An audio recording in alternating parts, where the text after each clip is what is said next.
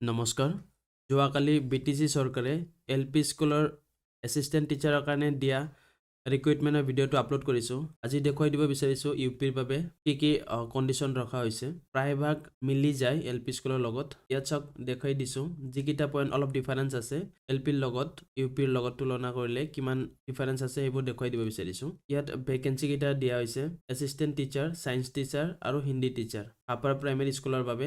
ইয়াত পে স্কেলটো দিয়া আছে 14,000 পৰা 70,000 টকালৈকে প্লাছ গ্ৰেড পে থাকিব। LP স্কুলৰ বাবে গ্ৰেড পে থাকে 7,400 টকা আৰু ইউপিৰ বাবে থাকে 8,700 টকা গ্ৰেড পে থাকে। এইখিনি ডিফাৰেঞ্চ ইয়াত আৰু এপ্লাই কৰোঁতে এইখিনি ৱেবছাইটত ভিজিট কৰি আপোনালোকে এপ্লাই কৰিব লাগিব। ইয়াত কণ্ডিশ্যনখিনি প্ৰায়ভাগ একে আছে। আপোনালোকে যদি LP স্কুলৰ ভিডিঅ'টো চোৱা নাই তেনেহ'লে চাই ল'ব পাৰিব।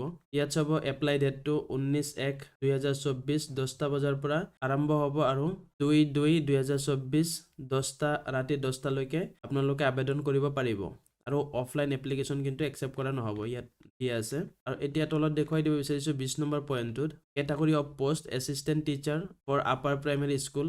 ইয়াত হায়াৰ ছেকেণ্ডেৰী নাইবা ছিনিয়ৰ ছেকেণ্ডেৰী ইয়াৰ পৰা 5% মাৰ্ক লোৱা হ'ব।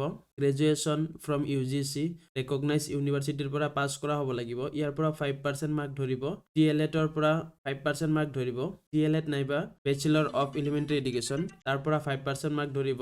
আছাম টেটৰ নাইবা চেণ্ট্ৰেল টেটৰ পৰা 80% মাৰ্ক কাউণ্ট কৰা হ'ব আৰু কিছুমান নন এছেঞ্চিয়েল মাৰ্ক দিয়া আছে। NCC চাৰ্টিফিকেট যদি আছে C চাৰ্টিফিকেট তেনেহ'লে 5 পাব, B থাকিলে 3 পাব। এনেকৈ কোনো যদি নেশ্যনেল নাইবা ষ্টেট লেভেলৰ স্পৰ্টৰ পৰা এচিভমেণ্ট পাইছে তাৰ পৰা 5 নম্বৰ পাব আৰু যদি কোনো ধৰণৰ কালচাৰেল এক্টিভিটিছত এচিভমেণ্ট হৈছে তাৰ পৰা 5 নম্বৰ পাব।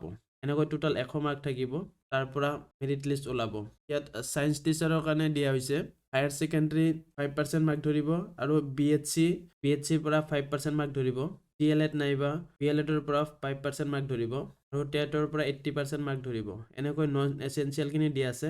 NCC নাইবা স্পৰ্ট নাইবা কোনো ধৰণৰ কালচাৰেল এক্টিভিটিছ কৰিলে তাৰ পৰা 5 নম্বৰ দিয়া আছে। এনেকৈ হিন্দী টিচাৰতো দিয়া আছে। ইয়াত চাওক হিন্দী টিচাৰৰ কাৰণে graduate with Hindi as a one of the subject from the UGC recognise university. গ্ৰেজুৱেটত হিন্দী ছাবজেক্ট এটা থাকিব লাগিব। এনেকৈ 5% মাৰ্ক দিয়া আছে আৰু টেটত 80% মাৰ্ক দিয়া আছে। তাৰপিছত নন এছেঞ্চিয়েলতো 5 নম্বৰকৈ দিয়া আছে আৰু এপ্লাই কৰা প্ৰচেছটো এনেকৈ আগত কোৱাৰ দৰে আৰু ইয়াত ডকুমেণ্ট কি লাগিব ইয়াত দেখুৱাই দিয়া আছে, আপোনালোকে চাই ল'ব পাৰে। কিন্তু এতিয়ালৈকে ক'ত কিমান ভেকেঞ্চি আছে, কোন ডিষ্ট্ৰিক্টত কিমান ভেকেঞ্চি আছে এতিয়ালৈকে দিয়া হোৱা নাই। কেটাগৰী ৱাইজ ভেকেঞ্চি কেইটা ভগাই দিয়া হোৱা নাই। মই যেতিয়াই পাই যাম আপোনালোকৰ আগত ভিডিঅ' বনাই আপলোড কৰি দিম। ধন্যবাদ ভিডিঅ'টো সম্পূৰ্ণকৈ চোৱাৰ বাবে।